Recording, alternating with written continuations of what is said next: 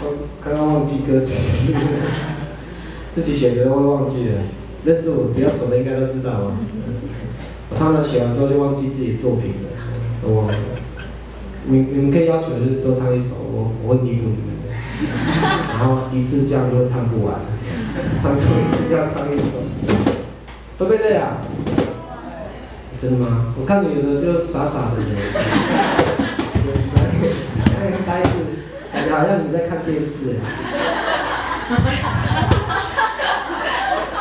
那个又没有什么高潮迭起，我没办法这样。唱一首比较好的一首歌好了。这是一首日文歌，对，日文真的是日文。那我写的，但歌词是请一个日本作家帮我写的，叫青木由香。因为我很喜欢有一个偶像，有一个日本歌手，他是我的偶像，我想要帮他写歌。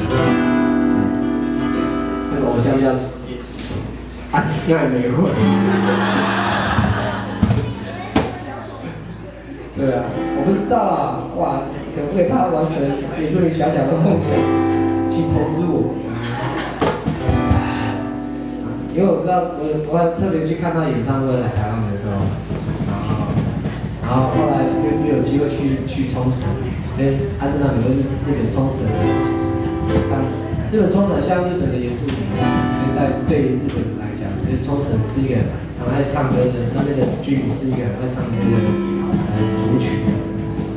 然后听完他的歌，看完他的演唱会的时候，我决定要写歌给他，我就写了这首，很时尚的，真的不骗你，而且很适合他跳舞的，真的。要不要听？要。不想听就算了。